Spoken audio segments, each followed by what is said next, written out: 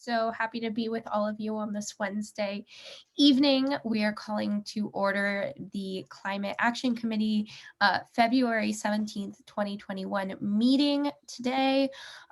With that, let's go ahead and Rebecca, could you take roll call?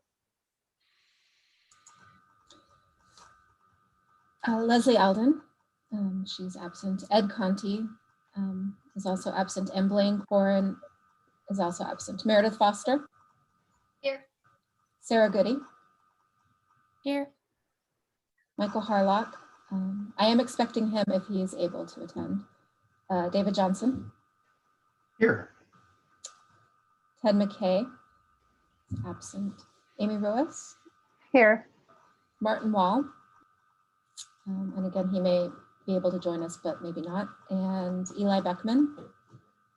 Oh, wait, we have someone on the, oh, David Bell. Okay, we have an attendee. Eli Beckman may also be joining us a little late, and David Kuhnhart. Here. Okay, thank you. All right, then let's salute to the flag. I pledge allegiance to the flag of the United States of America and to the republic for which it stands, one nation, under God, indivisible, with liberty and justice for all. I was on a different cadence, sorry. All right, now I will open up the floor for any public comment that we might have. I see we have one attendee, so please raise your hand if you would like to speak. And I'm checking the public comment email, and we did not receive any emailed public comments for this committee meeting. Okay. And go ahead. I have something that's not on the agenda, Madam Chair. I wanted everybody to understand that I will be departing from the town council in 62 days, or when a woman is appointed to take my place, whichever comes first. Susan and I have found a wonderful place in Maine and have acquired it, and we are in southern Maine, south of Portland, and we are planning to drive across the country through Utah and through good lands and bad lands and star country and make our way there. So I'm really excited about the next stage of our lives, and really thrilled. And I have no problems whatsoever, except I care about this committee so much. I don't. There are several things that I really don't want to leave, and this is one of them. And so Mayor Beckman has asked me if I'll continue to stay as an advisor, and I said absolutely, as long as anybody will have me and I can connect. So I just wanted you to know I will be at each meeting through April, and I will help out in any way that I can at any time that I can, but my time is limited. Okay. Thank you. It's so bittersweet to see you go away, but I'm super excited and happy for your next journey over in Maine. Should be lots of fun, and hopefully one day some of us can go out there and visit. In fact, we're getting a 4-bedroom house, and there will mostly only be 2 of us there, and so there will be extra space, and we've got 2 acres for putting up a tent or a yurt. Wow. I echo those comments, and glad to hear that you'll stay on as an advisor. We need your presence, so that's great. And on that note, the town council did direct staff to formally open the recruitment process, and you'll see probably emails and posts about that later tonight and in Friday's newsletter, and then throughout the next couple of weeks. So if you have anyone in mind who may be a good fit and willing and able to serve on the town council, forward the application and notice to them. We'd love to hear from them. Thank you. Unfortunately, Meredith and Sarah, you have to be a voter as well as a resident in order to be on the council. I was wondering about that, but that's one of the minimum criteria, is being a voter. So sorry, not yet, but I really am very serious about trying to encourage a strong woman to be on the council. It's been all guys for a couple of years now, and we got to cure that. Awesome. All right. Seeing as there is no other public comment, I think we can move on to our next agenda item, which is a presentation from Carlene, the president of Cool the Earth and nonprofit creator of the Drive Clean Marin campaign. Thank you so much for being here with us today. Hi, everyone. Thank you. Thank you. I'm wondering about Sarah and Meredith. You know, we started Cool the Earth in, 2006. I don't know what grade you were in at that point. But we, almost every single elementary school in Marin County participated in this program with polar bears and Mr. Carbon, and they took this coupon book home to get their parents engaged. So I know a lot of students who are anywhere from, high school age all the way through college, participated in back then. So we've been at this for a while, and Cool the Earth is our nonprofit, and our focus for a number of years had been around educating kids and giving them the tools to engage their parents in making change. We want to make that generational connection.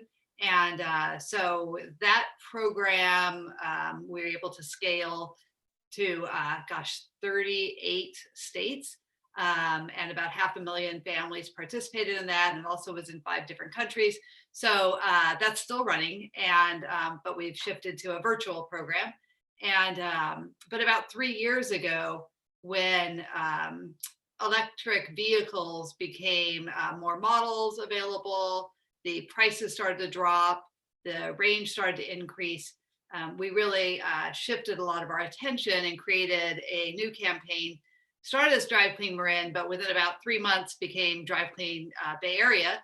And we now have the beginnings of our website for Drive Clean California and for Drive Clean America. So, it's looking like we're trying to do the same thing with our schools program, which is really rapid expansion.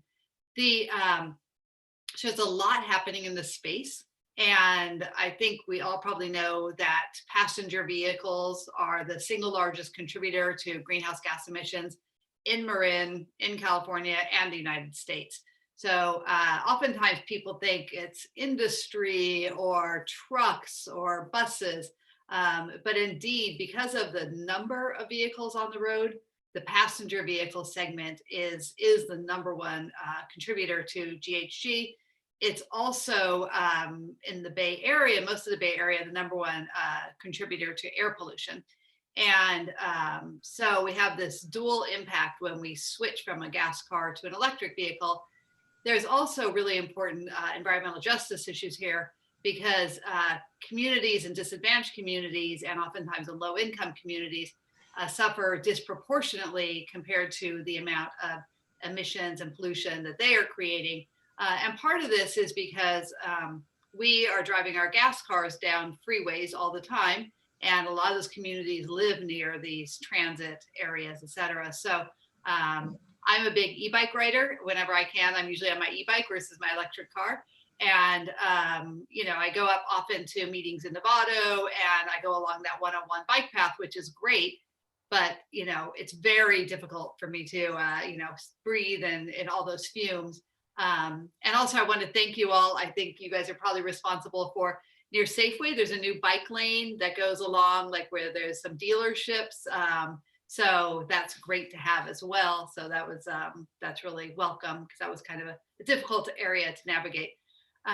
So there are global carbon issues, there are environmental justice issues. There's always obviously all the impact of climate change. And from when you look at it, we have these carbon emissions, but we also have this general benefit to society when we stop combusting oil for our cars. And when you look at it, there's kind of 3 different elements. One is an economic benefit to society and to the driver. The second is an environmental benefit. And the third is a health benefit. And so the federal government and some large nonprofits have evaluated what is the total benefit of this from a monetary perspective. And they've calculated that for switching one gas car to one electric car, the lifetime benefit is $17,000 in economic, environmental, and health benefits. So it's an enormous, staggering figure. It's, you know, just shows you the devastation that continuing to burn gasoline, you know, what that causes to society at large. So we decided 3 years ago that we would focus on both inspiring consumers to switch their gas car to electric or to an e-bike. And then also, once we help people understand why they need to do this, understand the what about, like, what is an electric vehicle, then we take them through this process of how they can make this switch. And that's really important because interest is growing in electric vehicles, curiosity, interest, but the actual sales of them, the actual acceleration of people adopting them is really not improved very much. And we need to reach, the county has a goal of 50% of all the cars on the road be electric by 2030. And we are far, far from that number. I think last time I looked, we are at like 6%. So there's been a lot of, obviously, we need to make this transition. I know, because I speak a lot to councils and publicly about, of course, we definitely need to look at land use and active transportation and transit. And those things are really more long-term, but we have a climate emergency right now that demands that we get off of fossil fuels immediately. So, you know, we view this, as the world does, as the most immediate action we can take, and then building out to other things. With Biden administration, that there's a new plan that's working its way through Congress to have about 500,000 new fast chargers throughout the country. It's not going to be enough. It's not going to be nearly enough, but it will make a start. As you probably know, our governor announced a ban on new combustion, new gas vehicles as of 2035. I was his policy advisor when he was running for governor in 2017 through 2018. And my policy advice for him, I headed up the passenger vehicle sector, was to ban the combustion vehicles by 2030. I really wanted it to be immediate, but I knew it wasn't feasible. So I'm a little disappointed that he, went to 2035. It actually does need to happen sooner. But the reality is this: the models are increasing, the costs are coming down, the charging times have improved dramatically, the types of cars, the ranges, everything has improved in this market sector. And there's study after study that shows that the one thing that's missing is consumer adoption. Consumers have their perceptions of electric vehicles, after all this work, after the number of cars you see on the road, they still, their attitudes, their perceptions have not changed. And it's a huge problem because we made all these advancements and consumers haven't caught up. And so, which perceptions do you think are particularly in the way? Is it cost? Is it what is it? Complexity? Is it range anxiety? What is it? So cost is the only one of the perceptions that has moved a little bit, that people are starting to understand that they actually don't cost $80,000. So that has been the only metric that's improved a little bit. Everything else, people still do not, I say to people, well, I go to Los Angeles and I only, like in my Bolt, and I only charge once for 25 minutes. People are astonished. So people don't understand that range has improved. So you can get to wherever you need to get to. They think that charging takes, if you are on the road, that's going to take an hour and a half to charge your car. They don't think there's many charging stations.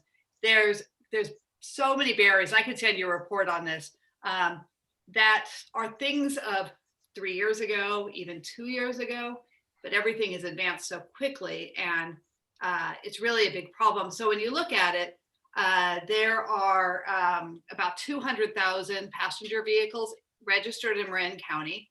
About 5% are electric, and the rest are 95% are gas. And every year that we put a new gas car on the road, that somebody buys or leases a new gas car, that car is going to be on the road for about 12 years. And that's kind of, that's over the top. Like, our emissions will be baked in, and it's just not feasible. So we're looking at immediate action. Our focus is on developing consumer campaigns. We just ran a preferred pricing campaign And we were able to bring consumers $2,000 off in addition to these government incentives. So people could get $13,000 off a new EV. Some people got a new EV for $154 a month to lease. So they just don't know about it. So we have all these campaigns, and I would be very interested in working with Corte Madera. You know, I'm thinking, gosh, you know, let's make it a Corte Madera campaign. Let's drive clean, you know, Corte Madera. Let's have a vision for the charging infrastructure. Some of it's already there. The educational campaigns. When we get people into our room to talk about, you know, driving electric, 98% of them either go get a car because their next car, or they make their next car electric. I mean, that's an astonishing number. It just tells you people don't know about it. So I would love to see it, you know, a real campaign, an ambitious campaign saying, let's make Corte Madera the leader in Marin County. Let's say Drive Clean Corte Madera. We as a nonprofit have tons of support tools. The town would be, you know, reaching out through newsletters and, you know, banners and things like that to get people engaged. And then we take them from there and help them, you know, in nonprofit work. Not sure that you know that we have Tesla, Polestar, we're about to get Lucid, we have Jaguar, we have Volvo, we have Mini of Marin, we have a few Fiats. We have a lot of choices of electric vehicles that are being offered by the dealers here. Have you ever seen a community team up with the dealerships and sort of go public-private in their promotion program? Well, it's a little bit tricky because they're all competitors. So you wouldn't necessarily want to choose favorites, right? So you want to have like this all embracing, like I was thinking about, David, I think you and I spoke about it, like, let's do an event once COVID is under control at the town center or, you know, at the village. And let's do a public event. Let's get the cars out into the areas where people can walk by, make it festive, get some sponsors, launch Drive Clean Corte Madera and say, we're going to have 50% of our cars electric by 2030. Here's how we're going to do it. People need to know it's a movement. It's a big investment. They don't make this choice very often. So I think there's a really big opportunity, especially because of the number of EV dealers coming in. You think we can do it before May 1st? I would like that. That's the time frame we need. Yeah, Rebecca has her hand up.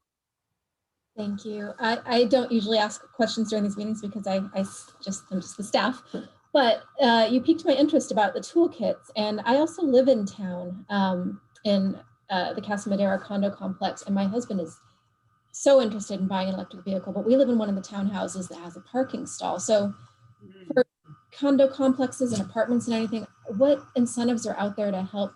I mean, something like that, we'd have to put electric vehicle charging stations in our parking area. What options are there for adoption of electric vehicles in these multifamily housing areas? Yes, great question. Great question. So the market right now is perfect for people who live in single family homes. And I think it was 68%, don't quote me on that, of people live in Marin, live in single family homes. But there's, you know, this big percentage, say 30-ish% of people who live in multi-unit dwellings, condos or apartments. And there's a few solutions, and there's a lot coming in terms of this area. First of all, there is a $1,000 federal tax credit to get an EV home charging unit. So that is available as a tax credit now. There's, for people who live in multi-unit, also fast charging, because it's so fast. I know people who just charge once a week. They go to a fast charger, and you know, the issue with that is it's less expensive to charge at home. So there's definitely that kind of equity issue that it's still less expensive at public stations than gasoline is. But single family homeowners can pay about 25 cents compared to by charging at home compared to $1 of gasoline. So it's a huge savings if you can charge at home. If you charge publicly, there's a savings, but not that much. But we just met with, in my backyard, with the CEO of a startup that is developing a smart outlet. So for people in multi-unit, that you can plug into just a regular wall outlet if you have electricity at your parking stall. And it will do the billing for you. It's really a billing issue, not a technological issue. But they basically have figured out a way to do the billing so it rolls up to your landlord. So you basically pay for it through your electricity bill. Is that the orange? Is that the orange? That's called Orange Charger. And there's another one called, I forgot, Plug ZO, I think it is. So there's an HOA could effectively install some of these, and then they would know which units are, because I think that would be the argument is we supply this for 80 units, but how do we know, then right. Everybody has to pay for the electricity. So that would help with that question. It would, yeah, it's a fantastic solution, and you have to get electricity. I don't know if it's public or not, so I won't name names, but there is going to be soon a rebate program to have, if you don't have electricity at the stalls, to give significant financial support to get the electricity into the stalls for multi-unit. One of the things that Michael Harlock listed on or pulled together in the list that he sent around is a policy to have every single garage have some form of electric charging. We're in a multifamily now, and don't tell anybody, but we plug into the stall next to ours, and we don't pay for it. But here's the thing: we just are plugging in a trickle charger, a normal level 1 that's supplied with the vehicle, and we plug into a 110 outlet, a standard outlet on the wall. And as long as we can leave the car there overnight, there's plenty of time to do that slow charge and fill up the vehicle. And that's the least expensive time, yeah. Also. So people often think, oh, I need to upgrade my electricity in my house and get a faster charger at my house. So my family's been driving electric exclusively for 7.5 years now. And we, until about 3 years ago, had just that trickle charge, just plug it into the wall. And it wasn't until we got our third EV for when our child started driving that we got a second charging station. So it's totally doable. And I also want to say from personal experience, so, we keep leasing vehicles. So I think we've had 6 at this point every 3 years. And so I've taken the Bolt to Yosemite and to Tahoe with my family and my dog. I've taken the Kia Niro, all electric, all of them to Los Angeles. We drove across country this summer in our Tesla Model 3, which starts at $35,000. It's, before incentives. So, it's doable. I only preach what I practice. Arlene, have you had an opportunity to look at the, Amy has a question. Go ahead. I just have a question, and I think this is exciting, and I think there's a lot of great discussion we can have around a campaign in Corte Madera. So I was interested in the numbers that you were talking about. So you said that, did I get this right, 6% adoption in the US, but 5% in Marin? No, sorry. In the US, it's about 1%. 1% total. And then Marin, okay. So I was like, how are we less? I have to update my numbers. Last time I read, it was 4%, but so somewhere.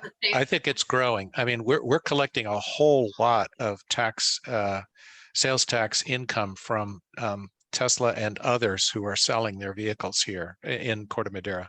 Yeah, we haven't seen 2020 numbers from the DMV yet, so okay.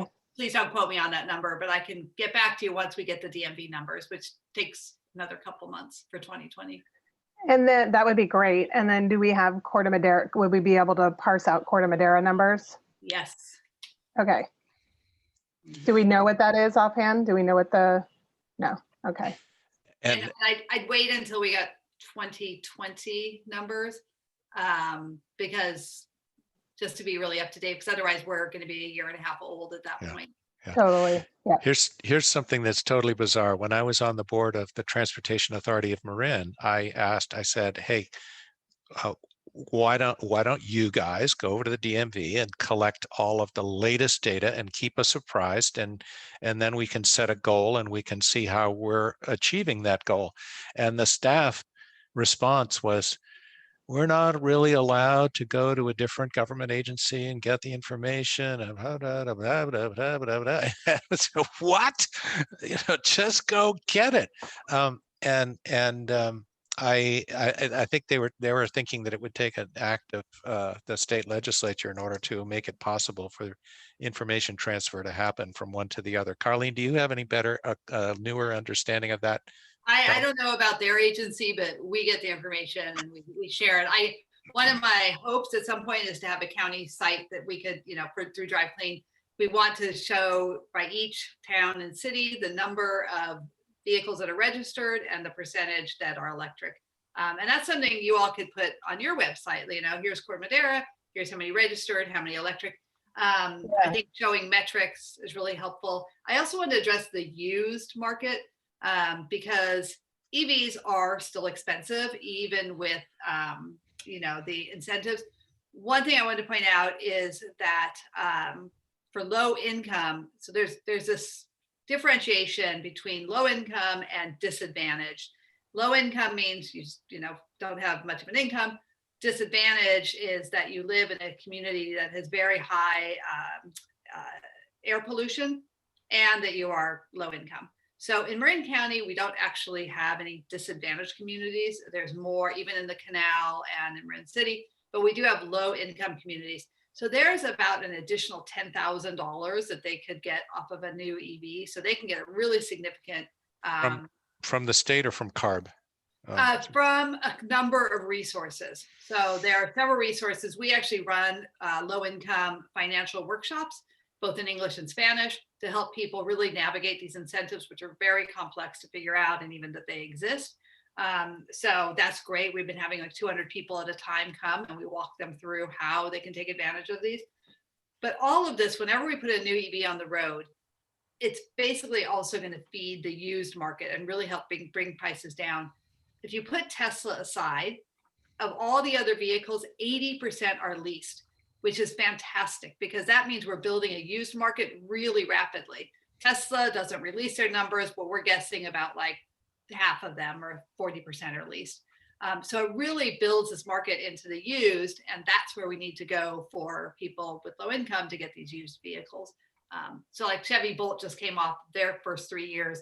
They've been flooding the market with used. You can get them for $13,000. It's pretty amazing. And that's a nifty car. Can I ask a question on behalf of David Bell, our sole audience member, who says, are there rebates for e-bikes? Now there are, just as of about a month ago, I'll say. From whom? However, they are for people in disadvantaged communities, and Marin doesn't have any. Well, David Bell is disadvantaged all of his own, so he could probably qualify. We're advocating for that at different agencies. So we're happy to see that, but it's significant. It's like $7,000. You have to trade in an old car, but then you can get a great e-bike. Have you had a chance to put your head into the list that we have in the Corte Madera Climate Action Plan of different initiatives? Michael Harlock was the one who sent that around. Have you put your head in that, and do you have any recommendations for selections in that? Well, from a climate perspective, and this isn't I'm not really a car person. Like I could care less about cars, honestly, even though I do all this work. I just look at it as a tool for reducing emissions. Just like when CFLs came out and LEDs came out, we immediately jumped on those. Not that I really cared about lighting. Everything we do is focused on how do we reduce carbon as rapidly as possible. So the infrastructure is coming largely on its own now. The big commercial companies, as well as the government, is pouring a lot of money into public charging infrastructure. It's necessary for towns and cities to look at infrastructure to support their fleet vehicles, but that's really on its way now. And that's something that we're focused on for quite a while, but that market is really developing. I would say that developing an exciting, attention-grabbing campaign, and we would be thrilled to collaborate with you all about really dealing with the perceived barriers that people have about driving electric. And that's by far the number one thing that that we could do. How would you say that would be accomplished? A great big Zoom meeting? I mean, what's the right way to accomplish that? Yeah, well, there's several things. I think that it has to be a sustained campaign for a while. I don't know, 12 months, I wouldn't say exactly, but I would have to kind of, it's really a marketing and communications campaign. It's through newsletters or on signatures for anybody who, is elected or works for the town, adding, drive clean Corte Madera, see our campaign, having a campaign site.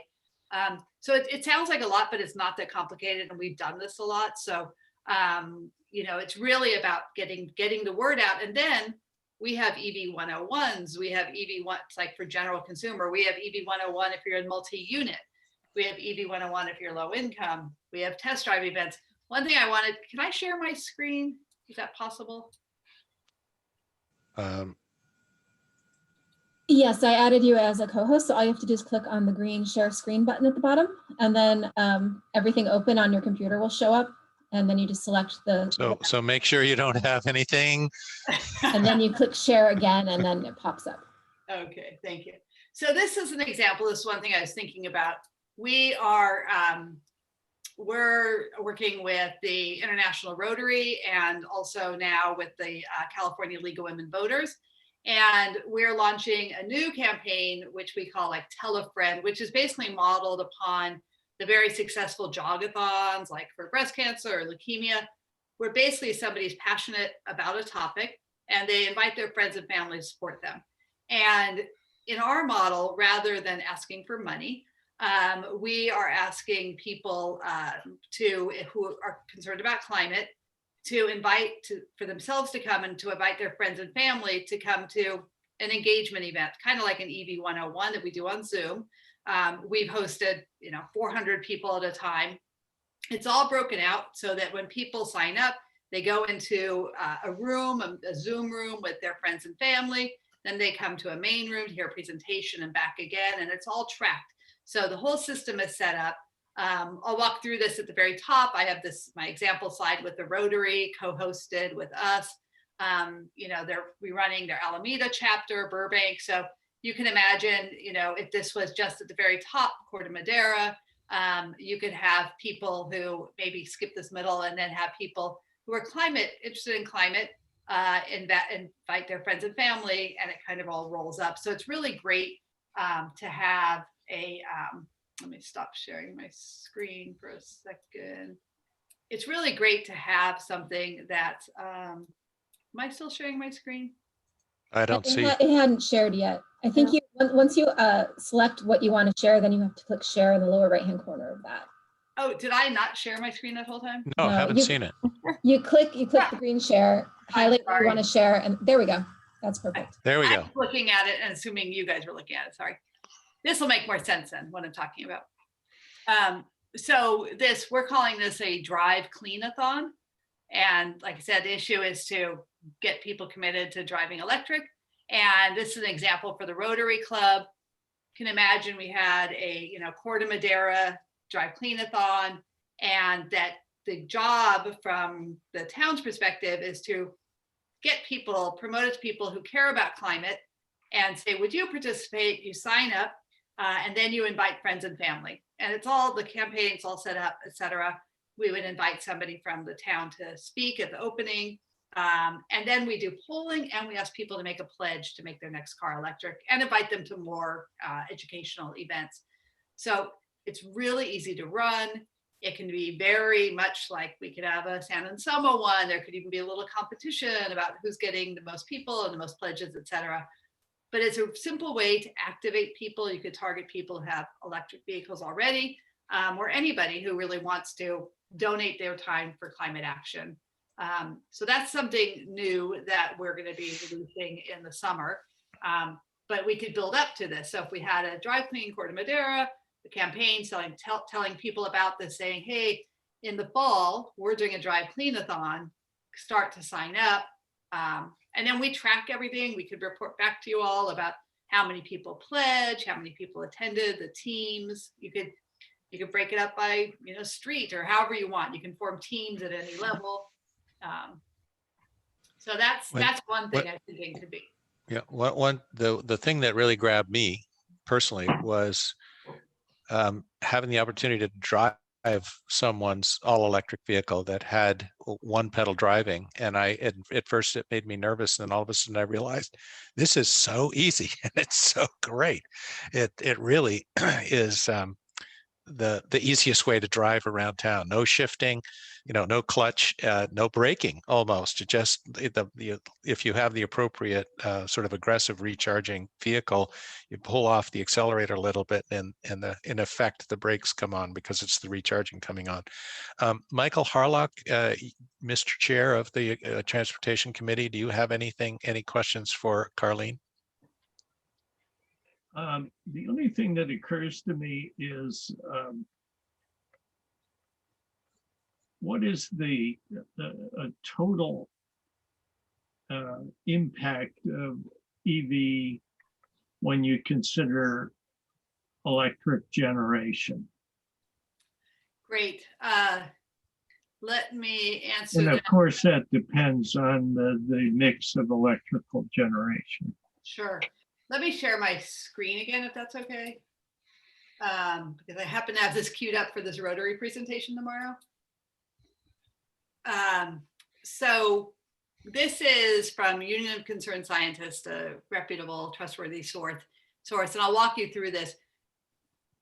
They basically looked at the total lifetime emissions of driving a gas car versus an electric car from cradle to grave, from extraction of oil, refining, all of that whole process through the tailpipe emissions. They looked at the manufacturing of a car, including the recycling of the battery. So it's a very comprehensive study. And the sedan, and I don't even have an SUV in here, I will add that. The sedan, the blue part is the emissions from driving it for its lifetime. And that's driving it for about 11 years, about 12,000 miles. The orange is the manufacturing carbon emissions. And you can see, well, it's very hard to distinguish on this, but sedan, Prius has a slight bit more manufacturing because of the battery it has. Plug-in hybrid, the same.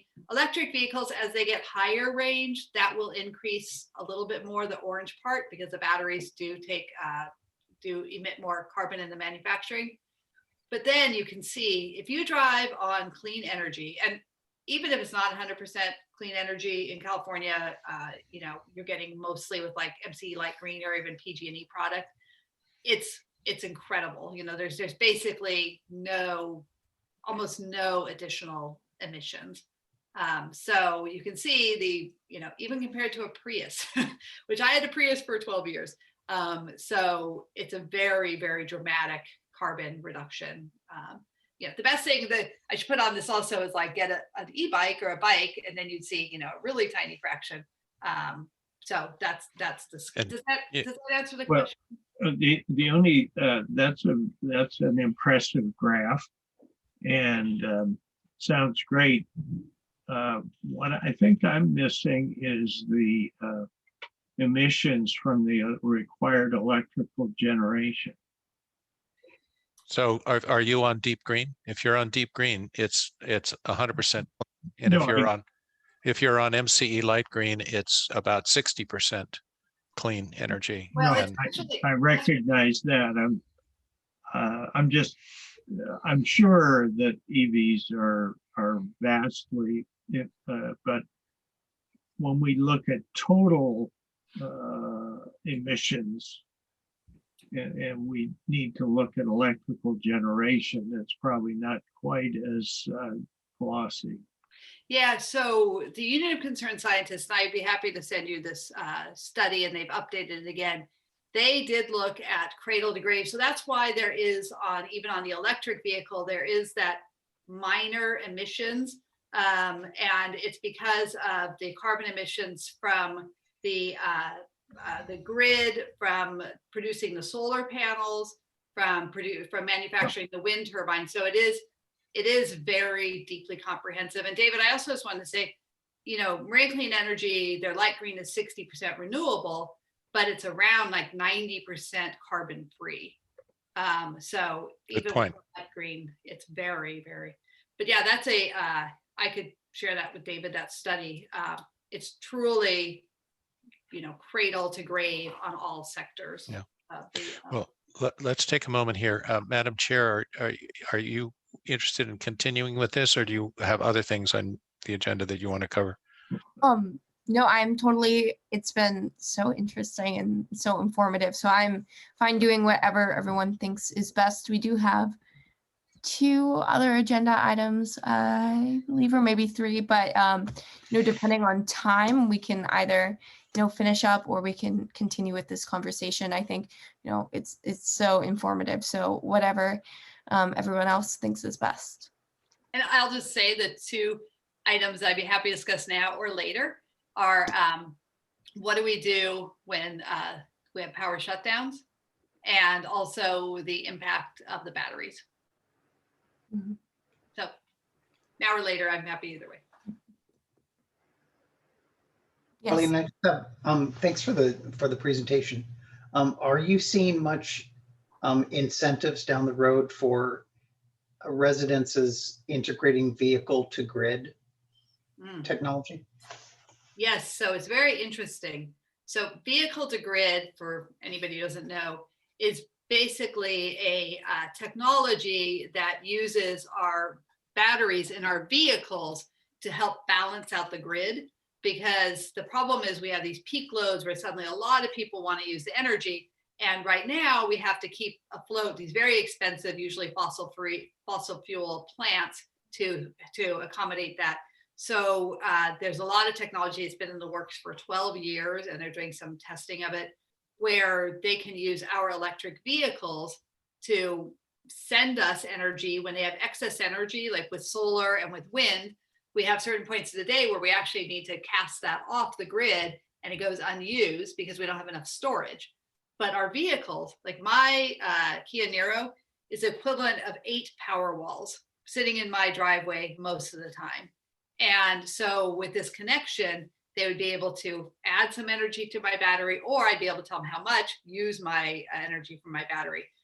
There's some theory out there that I've heard, and I concur, that the electrical utilities will actually be paying us to use our vehicle battery, which makes sense, right? So you could actually, rather than even paying for any electricity, net, we offer the utilities a benefit because they don't have to invest in all the storage, which is expensive.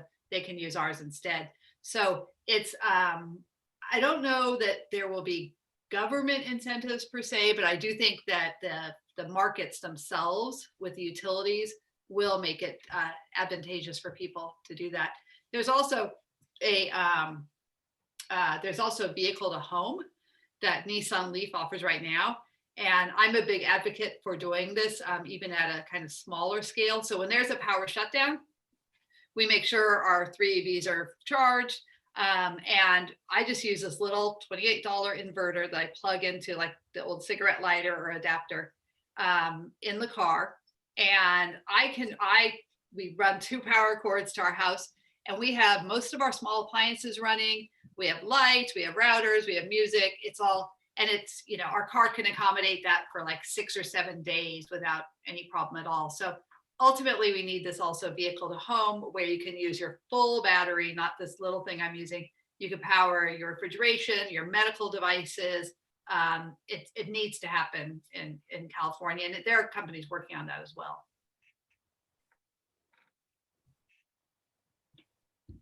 Thanks very much. Excellent presentation. Thank you. I bet David Johnson has an idea or 2 more about the subject that he raised. I'd like to hear that. Well, I'm involved in some large projects where one is 1,000 homes where we're putting in V2H. So it's integrating solar storage and cars. And cars to house, back, reversing. Yeah, this is the it's an Ocasio system is the brand. Yeah. From Canada. Actually, I don't know. Thankfully I don't have to know all the details. Yeah, I've been following them, and I've spoken with the founder of that. And the interesting thing is that they right now their technology is for sorry, it's a little wonky, but Chatamo, which is what the Nissan Leafs use. That standard, I believe, is going to go away because Nissan, even their newer vehicles, are not using that standard. They're using what the rest. So there's 3 standards for charging. There's Tesla, the rest of the market, and Nissan. I think it's all going to go to that. So I'm really hoping that this other protocol, it doesn't have ISO approval yet. It's a little bit complicated, but I think it's coming. But I'd be super interested, David, in following what you're doing, because this is a really important topic. Yeah, we're using it mostly to market resiliency. And I don't know that we're going to get it, but we're looking at a district microgrid to connect all of the V2H systems together. Great. Where is that located? California. Okay. Okay. That could be a reach goal for Corte Madera, Yeah. David.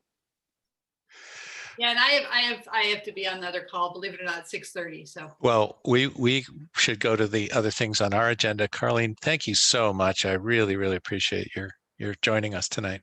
absolutely, and I'd be very happy to work together on a consumer sort of Drive Clean Corte Madera event coming in the summertime. I'll have to find a way to get back here. And tomorrow, I'm meeting on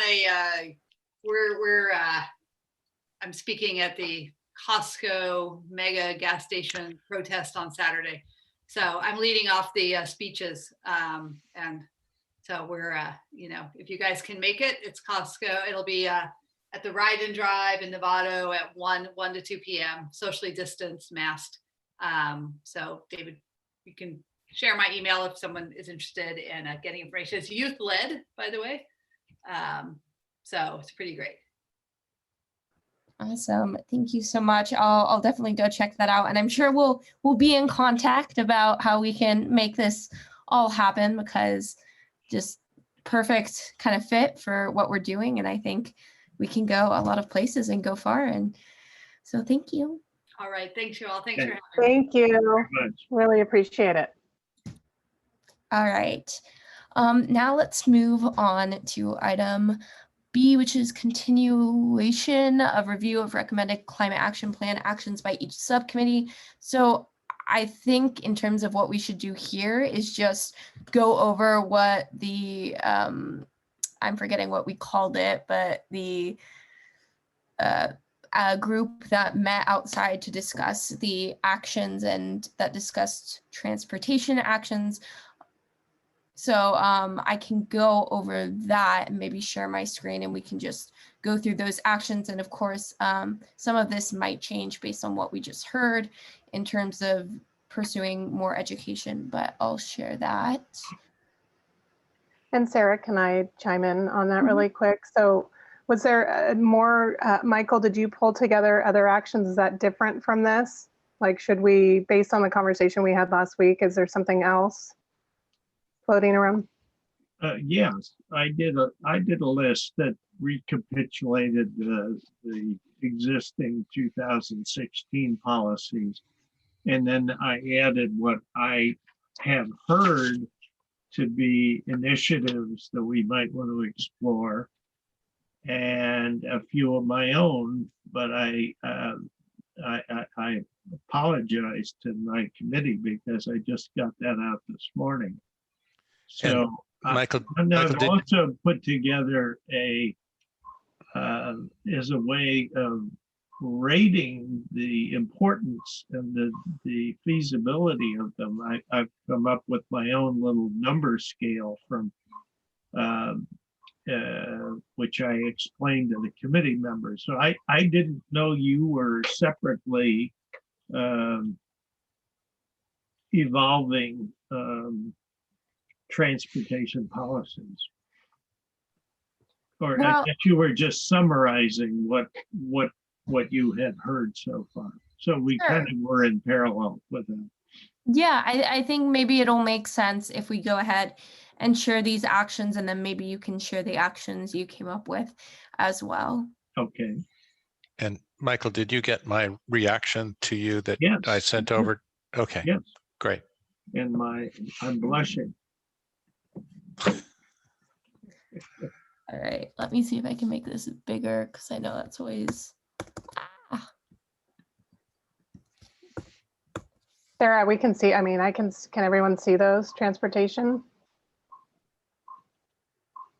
All right, so the actions that we came up with, and we'll go over what Michael came up with as well, were to implement the bicycle master plan, make all major roadways, complete streets compliant, to promote share the road strategies to increase bike and ped safety, to install EV charging stations in all town parking lots, to require new houses to include electrical service for EV charging stations, to install ultra-fast charging prototype stations, and no new gas stations. So these two, I believe, were not included in the climate action plan. So we added that as kind of new items. And then I know that Amy had a whole new way of kind of categorizing this, which we'll go over in the next steps. But those are kind of the actions that we've thought of, and I believe everyone was on that call except for Michael, Martin, and Meredith. So I guess we're open to any thoughts. Well, based on what we just heard, I would suggest that we add a outreach campaign, a serious Drive Clean Corte Madera campaign. And then there are other parts that are related to that, but one would be potentially a Make My Next Vehicle Electric campaign. And I think that appeals to some people who think, well, I've got to have, I always drive to Tahoe. I've got to have my all-wheel drive big gas guzzler to do that. But around town, I can be electric. So make my next vehicle be electric as I think a potential local winning campaign. And David, Sarah, you want me to Subaru jump? apparently has a project in the works with Toyota to make a Subaru themed electric vehicle SUV. So apparently it's supposed to be out this year. And what I would say on that, can you all hear me, is that couldn't agree more on an awareness and education campaign. So we've been chatting about that for some of the energy actions. And I think the next agenda item would be about how do we do that for all of our action items that would be important for education awareness. So 100% yes. And I think if we go to that next line, I actually popped it in there. So we should talk about how we do that and how this committee can either lead or support with the town and council. I think that sounds perfect.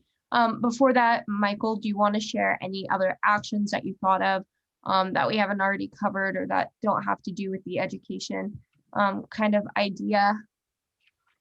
Okay.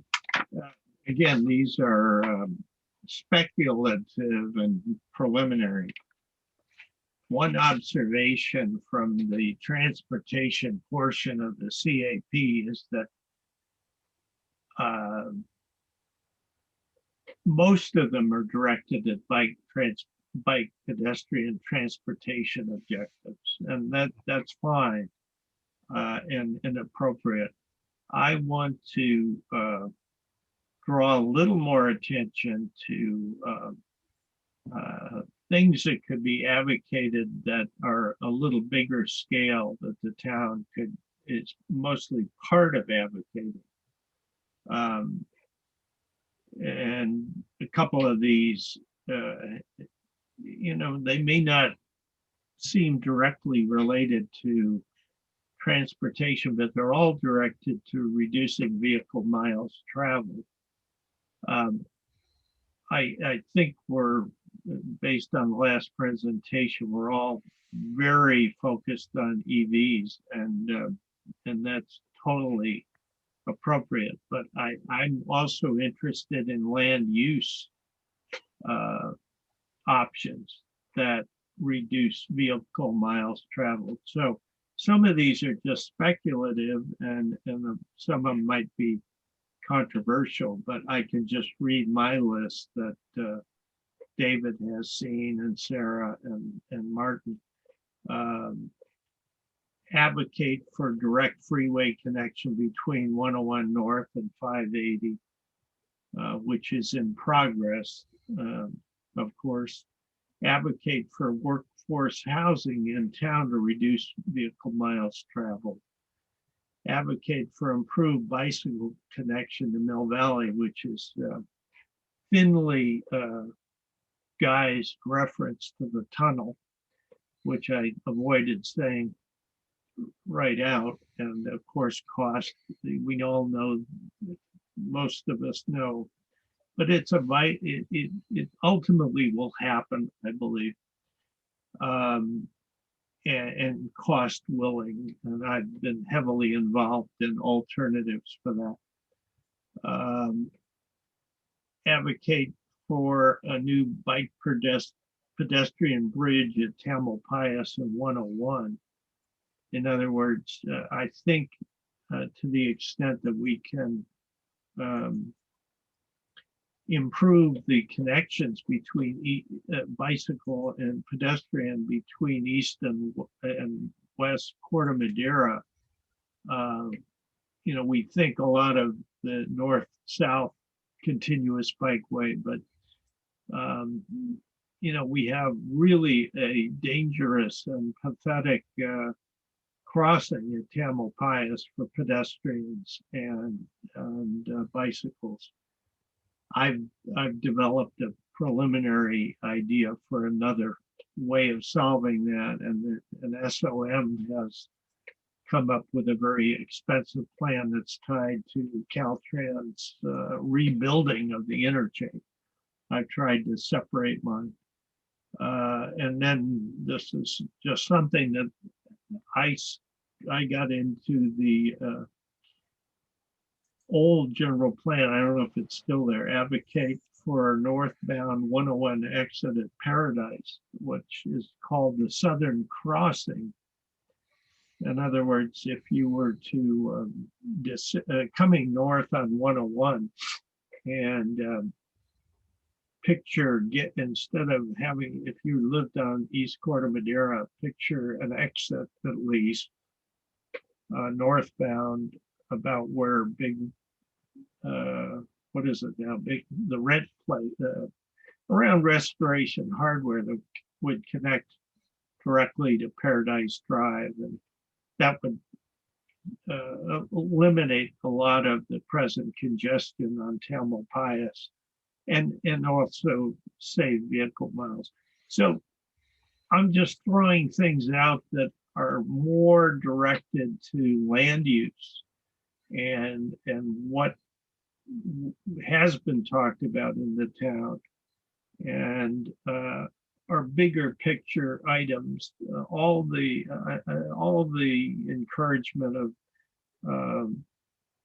and improvement in safety of bicycle paths, of course, are needed, but they're all a lot of the things in you know, like the one I'm looking at, CAP 2.1, promote share the road strategies to increase bike and pedestrian safety. They're all, of course, you know, but they're all underway, and they're not new initiatives. So maybe that's what I'm trying to initiate, think about what new initiatives, instead of just furthering things that are already underway or would be almost inevitable requirements for new developments, like, you know, ensure new developments have EV charging stations and 25A install EV. These things, I want to say, of course, you know, and they would be included. And some of them are a little more aggressive than others.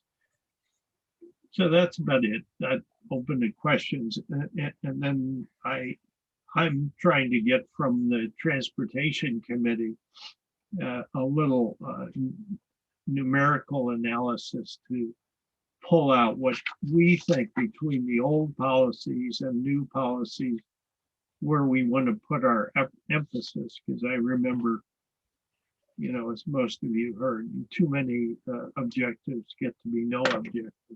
You know, if you've got more than 5, it's too many.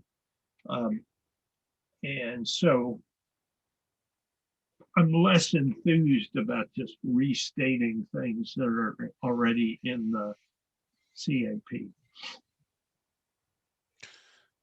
I've said my piece.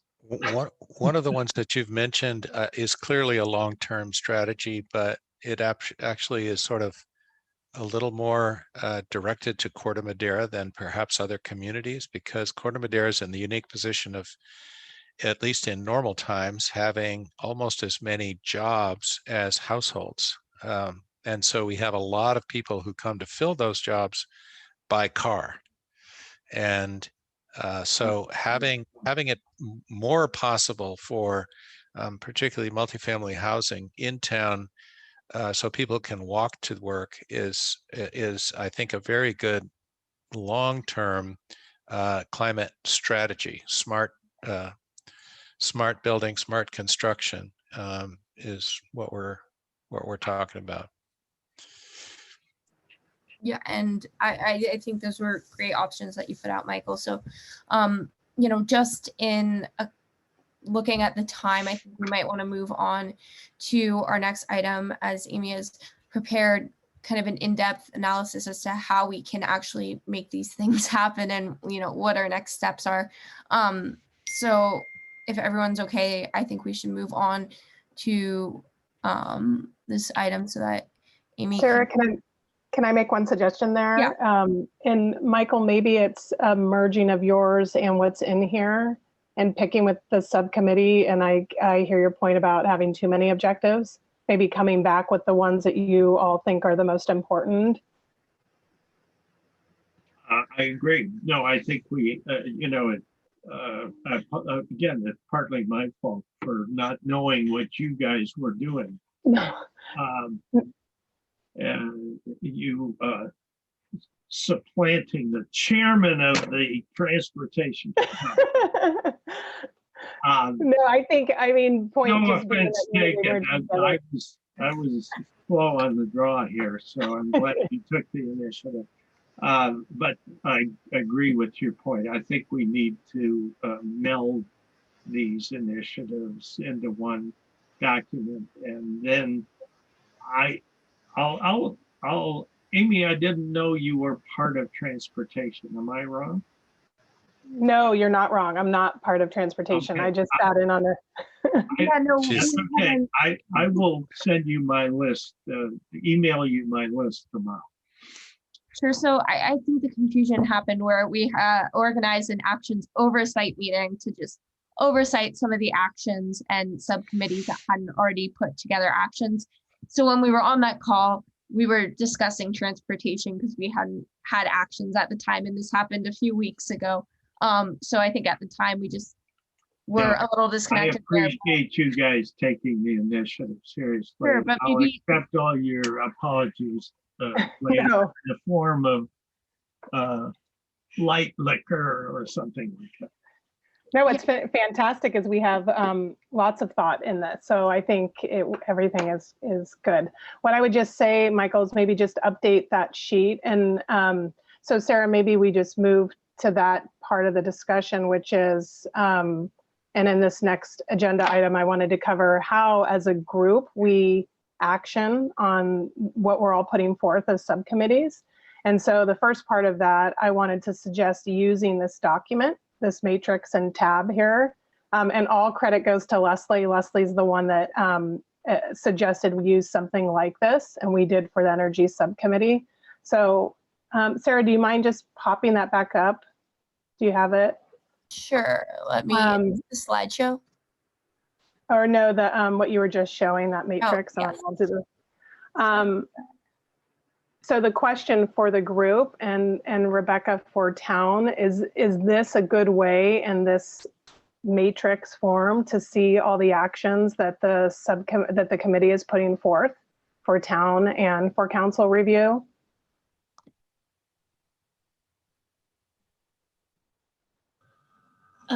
The department heads that I showed it to were appreciative of having it broken out into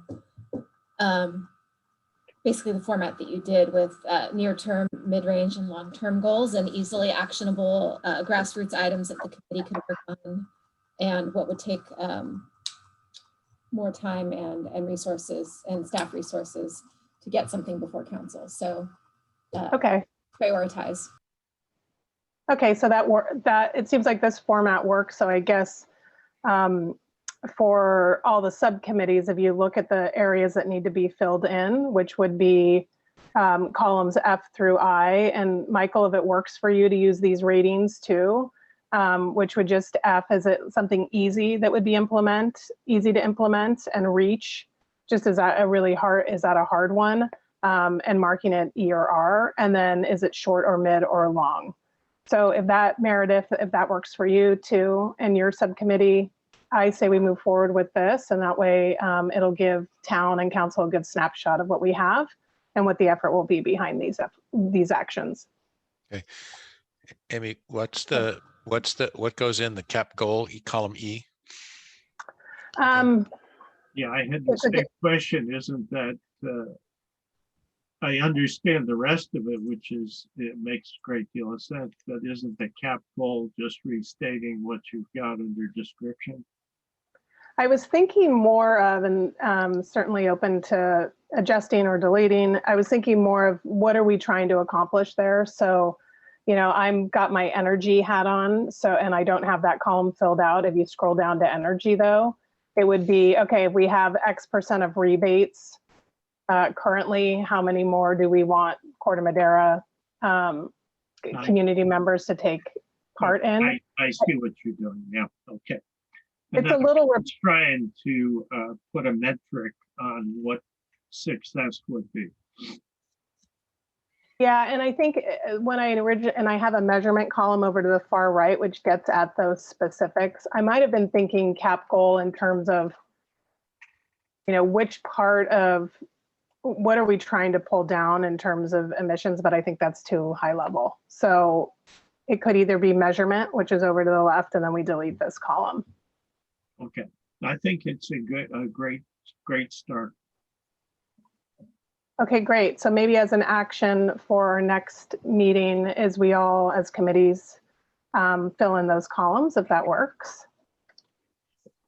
And then in 10 minutes, what I thought we could do is just share out what we've been thinking in the way of the energy subcommittee and some of the actions that we're proposing, or activation rather, and talk about, and this is where Rebecca and David let us know in terms of how we activate with the town, the approvals we need for council. And I'm trying to keep it high level, but I thought by doing this exercise and looking at how we're thinking about it for energy, it then gives Meredith and Michael and the other subcommittees a view into how we actually start to move this forward. So I'll go ahead and share my screen, and Martin and I put this together, and David Johnson on some of the activation gave us his guidance. So let me go ahead and present this.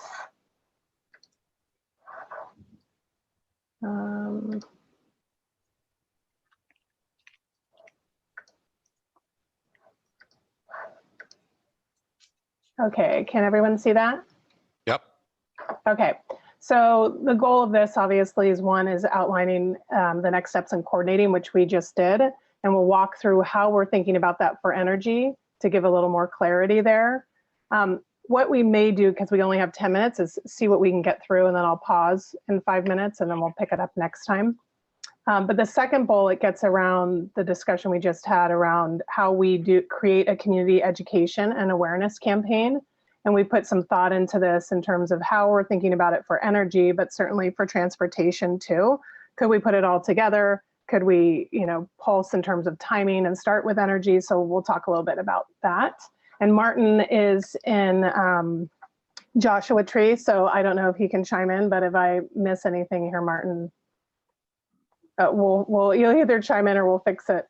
Yeah, I'm there Can you you are. hear me? Okay, Yes, I can hear good. you. That's great. I can hear you. I can't do my video, but I'll chime in. And I think it's great if you proceed through the examples we've got. It'll show the sort of the template that all the subcommittees can use, as they see fit. Great. Please go ahead. Okay, so can everybody see the slide activating? Sorry, I'm not the greatest at Zoom. Activating subcommittee actions. Yeah. Okay, great. So, and I'm just going to present. So here are 3 actions that we proposed and pulled forward from CAP, as well as some of the new. So I think everyone, we've talked about this in the last couple meetings, but energy action number 1 is how we promote rebates, and 2, get stronger adoption of MC, deep green, and local soul. The second one is moving this is more of a municipal action with streetlights to LED, which is well underway. And then energy action number 3, which is really a reach goal for us, is around disallowing new natural gas hookups. And we did recast these, thanks to David, the way that we've worded these goals or actions per some of the discussion we had several meetings back. So the idea being that if we look over at energy action number 1, we think about the activation of this. And I have E there for easy plus midterm goal. And so the activation here would be, and Martin's done a ton of great work on this already, which is researching and gathering information about rebates. And so the next step is we see it is how we work with town and council to actually activate this. Because the biggest push here in driving adoption of MC Deep Green and getting folks to take advantage of rebates is really about a community action or community awareness campaign. So we've chatted a little bit with Rebecca on this already, but how we work with MCE in terms of just communication with them. Is it okay for Martin and I to chat with them and do that as part of the committee? Rebates and just putting forth the right rebates for Corte Madera, promotion and messaging in terms of how we're positioning this to the community, and then our plan in terms of timing, and then the vehicles that we could use across Corte Madera. So I'll pause there before I get into the others, but this gives you an idea of what we have in mind, and I can pause there if any questions. No. Okay. Some really good thinking in terms of implementation. Thank you, and we'll show you some examples too. Should I keep going with our few minutes, or are there any questions? Oh, Amy, in chatting with Tracy and the planning department, they are happy to help with whatever sort of promotion of rebates you wanted to do, but recognizing that we really need to focus on the campaign and outreach end of this, because she said by the time contractors come in to pull a permit, they already know what they're installing and really rebates. Ah, interesting. Okay. Don't really mean much. It may be if someone comes in to ask, oh, how do I go about doing this? And they can say, oh, we've got these rebates for you to consider. But generally the people that line up to pull the permits are the contractors who are working on it and are, already have a job and they're out to complete it. So rebates that late in the game is really too late in the game. Okay. Website, so that's really outreach, public campaign is probably great. So. Okay, so just for background for everyone else, we were talking about how could we promote electrification. So as you think about the goals across the energy subcommittee, it's about electrification in the homes and obviously moving to the cleaner energy. And so one of the ideas we had was as somebody goes to pull a permit that we would have information about rebates for electrifying the home in that in whatever packet they receive or next step. So that's good to know that we're sort of too late at that point. And so the awareness campaign will really play into that. It could just be, as you're installing this new water heater, maybe tell your client, keep in mind all of these rebates available for going electric in the future. But it would be one step, but it wouldn't necessarily change behavior in that particular permit. Okay. Sounds like we should promote to the contractors as well. Oh, I did actually get an email from a builders group who asked to be included on all future notices about something. So I did keep that information aside, thinking it would be useful as an outreach tool for your committee. Yeah. I Okay. think that's good. So for the sake of time, I'm going to just whiz through this and then maybe just land us on next steps. So for the energy action number 2, streetlights to LED, this sounds like it's in motion. And so this would be something we would highlight as part of our campaign in terms of the success that this has had, both in terms of climate impact and safety. And then energy action number 3, which I think we could probably spend a whole committee on, but we should come back around and better understand how as a committee we can support and influence this with town and council. So activation wise, this is a reach goal and we see it as long term. But I know in the past, Rebecca, we've talked about how could our committee help with workshopping, obviously, you know, watching the other conversations and other workshops that have been going on, you know, maybe that's the perfect place to plug in the short term. But this directly connects to the town work plan under the climate hazards green building enhancements. For the sake of time, I say we come back to this, but it's coming soon. It's coming soon. It's not long term. It's coming soon. Are you talking about the green building and reach codes? Yeah. I actually talked to Todd about that earlier today, and he said he was recommending to our planning director that, and it may be within the next week, that we package this up and get it to the committee, and then the committee could work on finalizing the program as presented and come back with recommendations on how to move forward. That would be fabulous. I think we can maybe get that on the March agenda. I don't know if you wanted to also, do we have an agenda item later to talk about next agendas? If so, I'll save my comments for that. And just to answer the question that's in the middle column, yeah, we activated the streetlight replacement program, and there's a lot of planning and analysis that's going to go street by street and light by light around town. Quite a lot of it for about 4 months, and then it will only take about 2 weeks to implement the replacement of the new cool fixtures that will be there. And by cool, I mean nifty cool. They are warm white in light. So that's great. So and that'll what that doesn't include though is the traffic signals. So be sure to keep that in your plan as a need in the future forward. Once this first LED project is over, maybe staff can be directed to look at traffic signals. Cool. Okay. So I think, so we'll use that as a success story, but it sounds like we're all in agreement that we should come back to energy action number 3 and that activation in our next meeting based on what the town puts forth. Does that make sense, Rebecca? Yes, and I'll get more information about how that would proceed. I'm assuming that one of the planning and building staff has been working on a staff report and presentation, and I think that would be what would be handed to the committee to review and comment on. Great. In which case, I think that would be an agenda item on your next meeting.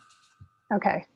Martin, anything else you would add here? And David, I know this energy action number 3 is do you have any thoughts on that, talking more about that in the next meeting? I think we should be moving on it. I think David Johnson might as well. And I think that the town of Fairfax has just taken action on this, and the town of San Anselmo is getting ready to. Great. And David Johnson, I know David Johnson gave us lots of guidance here. So good. David, anything else? He's still here? No, I'm still here. Okay, great.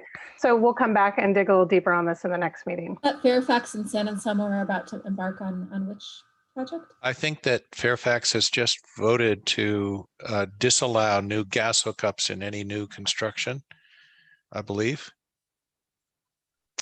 And I believe that San Anselmo is moving closer to doing that. So it's a very active item of conversation, and from Mill Valley to Fairfax. And I'm sure a lot that we could learn as we move forward. Amy, in Corte Madera. I've got to run. Can you email these sheets to us? Yeah, I absolutely can. I think given that we're at time, what I would say and what I would ask this committee is that we have some slides in here about creating a community awareness campaign and potentially starting with energy. Although what we heard from Carlene, maybe we start with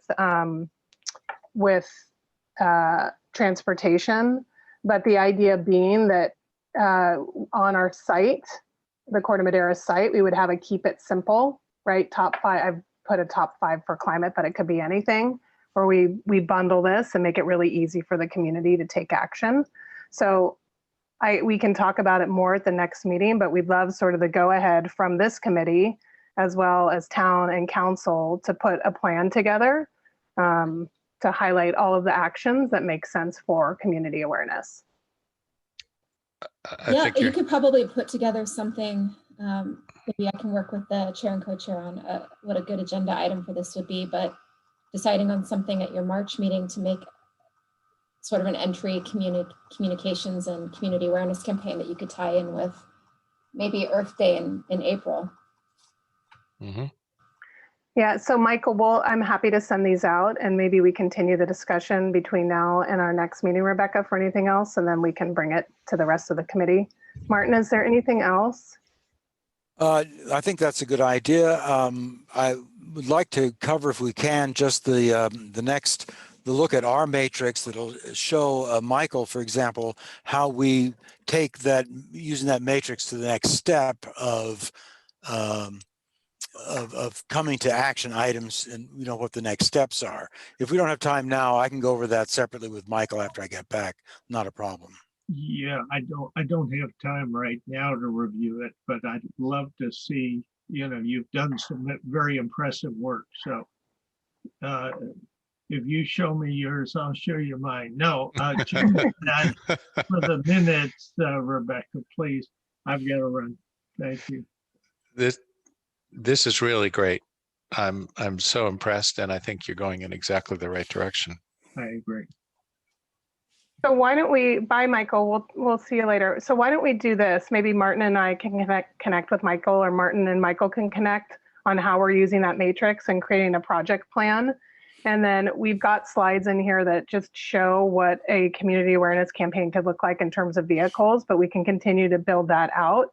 And Sarah and Meredith, do you want to work with us on that? Because obviously you've both got really great ideas, but also we need your help in activating all of it across the community, especially the youth. Yeah. Would you two be open to helping on that? Sounds great. Yep, great.